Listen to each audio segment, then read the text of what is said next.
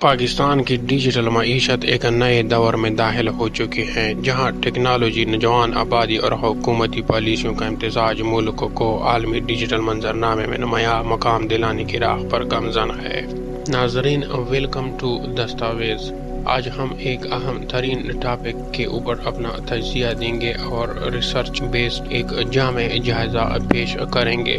ہمارا آج کا ٹاپک ہے پاکستان کی ڈیجیٹل اکانومی۔ پاکستان میں ڈیجیٹل انقلاب نے معیشت کے ہر شعبے کو متاثر کیا ہے۔ انٹرنیٹ اور موبائل ٹیکنالوجی کی بڑھتی ہوئی رسائی نے صارفین کو آن لائن خریداری، مالیاتی خدمات اور ڈیجیٹل میڈیا سے مربوط کیا ہے۔ حکومت و نجی شعبے کی مشترکہ کوششوں سے انفراسٹرکچر پالیسی اور مہارت سازی کے نئے اقدامات کیے جا رہے ہیں۔ اس ٹاپک میں ہم ڈیجیٹل صارفین، ای کامرس، فن ٹیک، ڈیجیٹل مارکیٹنگ اور مستقبل کی سمت کے پہلوؤں کا تفصیلی جائزہ پیش کریں گے۔ ناظرین، حالیہ اعداد و شمار بتاتے ہیں کہ پاکستانی صارفین کی انٹرنیٹ رسائی تیز رفتاری سے بڑھ رہی ہے۔ 2025 کے آغاز میں تقریباً 116 ملین افراد انٹرنیٹ استعمال کر رہے تھے۔ موبائل کنیکشن کی تعداد 190 ملین آبادی کے تناسب سے 75.2% تک پہنچ گئی ہے، جس سے انڈر ڈیولپڈ علاقوں میں بھی ڈیجیٹل رسائی ممکن ہو رہی ہے۔ اسمارٹ فونز کی دستیابی میں بھی خاطر خواہ اضافہ ہوا ہے۔ GSMA کے مطابق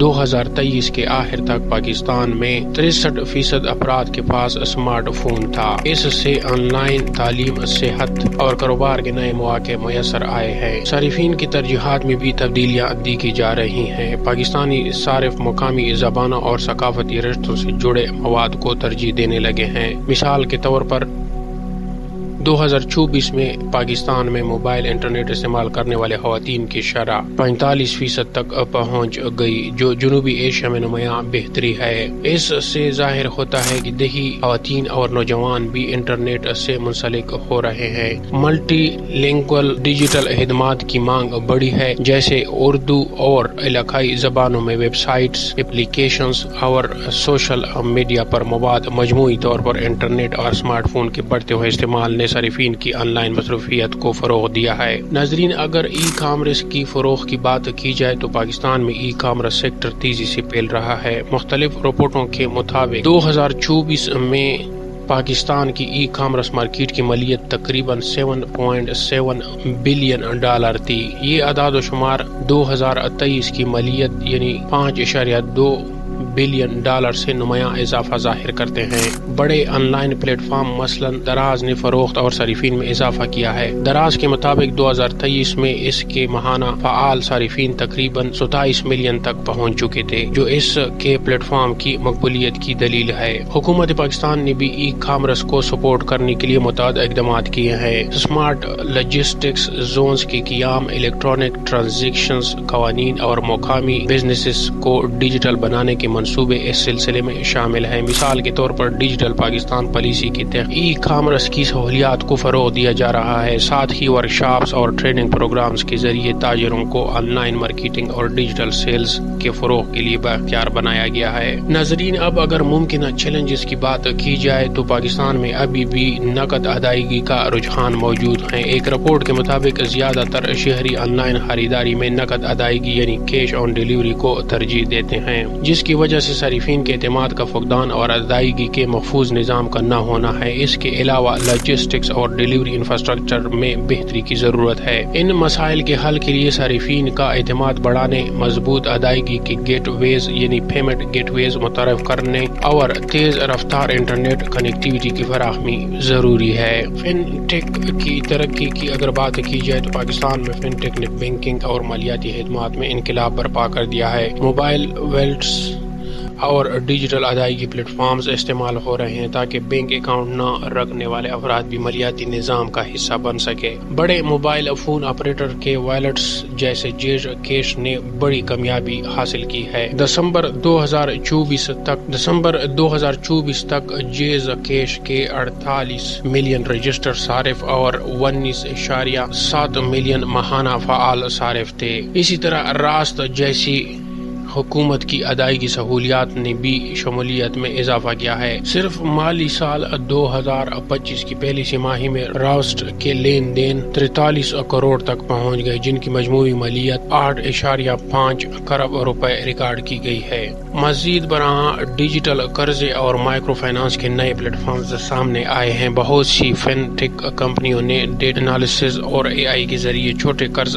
دینا شروع کر دیے ہیں تاکہ نوجوانوں کا کاروبار اور کم آمدنی والے لوگوں کو قرض مل سکے۔ اس سے چھوٹے کاروباروں کو اپنی آپریشنل اخراجات کے لیے آسان قرض مل رہے ہیں۔ حکومت نے بھی فن ٹیک کو سپورٹ کرنے کے لیے نیا ریگولیٹری فریم ورک متعارف کروایا ہے، جس میں ڈیجیٹل بینکنگ لائسنسز اور فن ٹیک انکیوبیٹر شامل ہیں۔ ممکنہ چیلنجز کی اگر بات کی جائے، پاکستان میں ڈیجیٹل قرضوں کی فراہمی کے ساتھ فراڈ کے واقعات بھی بڑے ہیں۔ مثال کے طور پر securities and exchange commission of Pakistan نے حال ہی میں 141 جعلی قرض ایپس کو بند کرنے کا اعلان کیا ہے۔ یہ ایپ صارفین کو بغیر سود کے قرض دینے کا جھانسا دیتی تھی، لیکن فیس وصول کرنے کے بعد لاپتہ ہو جاتی تھی۔ اس طرح کے مسائل سے نمٹنے کے لیے صارفین میں شعور اجاگر کرنا، ٹھوس قانون سازی اور شکایات کے مؤثر ازالے کے طریقے واضح کرنا ضروری ہے تاکہ فن ٹیک سیکٹر میں اعتماد بحال رہے۔ ناظرین، ڈیجیٹل مارکیٹنگ کے رجحانات کی اگر بات کی جائے تو آن لائن مارکیٹنگ میں بھی سرمایہ کاری بڑی ہے، کیونکہ برانڈرز نئے صارفین تک پہنچنے کے لیے ڈیجیٹل چیلنجز استعمال کر رہے ہیں۔ پاکستان میں دسمبر 2024 تک تقریباً 60.4 ملین لوگ فیس بک کے استعمال کر رہے تھے، جبکہ انسٹاگرام کے صارفین 19.5 ملین تک پہنچ چکے تھے۔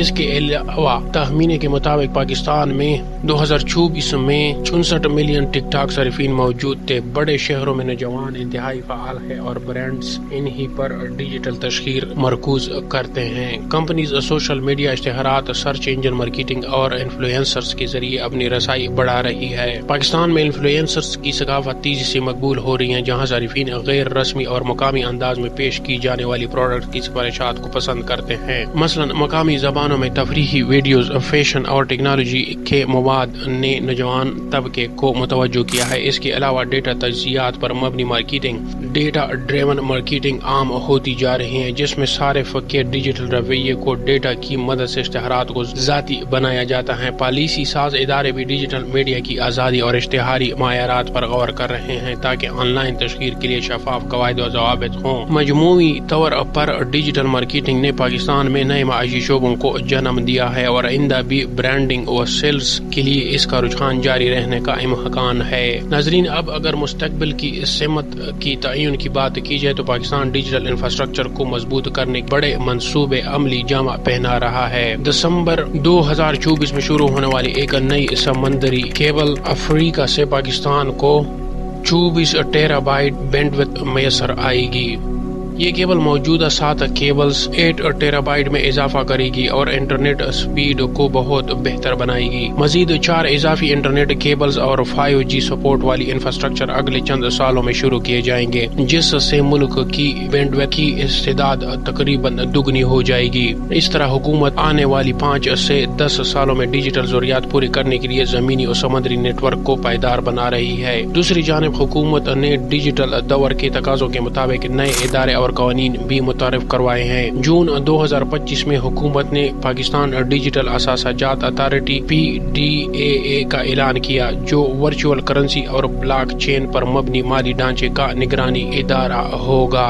اس سے ڈیجیٹل کرپٹو معیشت میں شفافیت اور قانون سازی متوقع ہے۔ اسی اثنا میں پاکستان میں بلاک چین، فن ٹیک اور AI مراکز کے قیام پر زور دیا جا رہا ہے۔ مثال کے طور پر حکومت نے بٹ کوائن مائننگ اور مصنوعی ذہانت کے ڈیٹا سینٹرز کے لیے 2000 میگا واٹ بجلی مختص کرنے کا اعلان کیا ہے۔ اس اقدام سے غیر استعمال شدہ بجلی کو ڈیجیٹل انویسٹمنٹ میں تبدیل کیا جائے گا اور ملک میں مقامی AI کلاؤڈ انفراسٹرکچر تیار کیا جا سکے گا۔ تعلیمی اور مہارتی ترقی پر بھی توجہ ہے۔ حکومت نے ڈیجی اسکلز جیسے پروگراموں کے ذریعے نوجوانوں کو ڈیجیٹل ورک فورس تربیت دینا شروع کی ہے تاکہ انہیں soft where development, digital marketing اور ڈیٹا سائنس میں مہارت مل سکے۔ یہی نہیں، 2024 میں پاکستان کی IT برآمدات $3.2 بلین تک پہنچ گئی ہیں، جس سے سالانہ 24% اضافہ ریکارڈ ہوا ہے۔ حکومت نے اس ترقی کو بڑھانے کے لیے 18 खसूसी टेक्नोलॉजी जोन्स भी कायम किए हैं जहां हाई टेक इंडस्ट्री की सहूलियात फराहम की जाएंगी।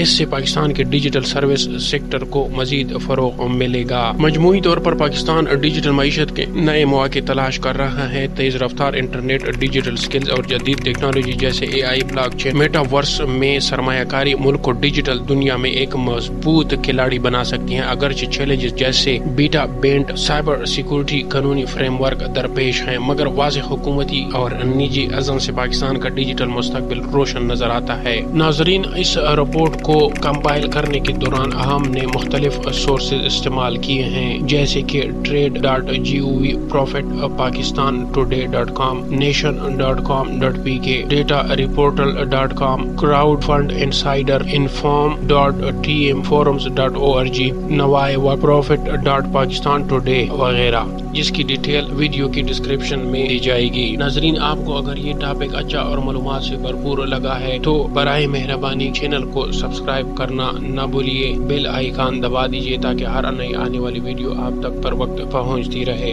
मिलते हैं अगली एक तहकीकी रिपोर्ट में, तब तक के लिए अल्लाह हाफिज।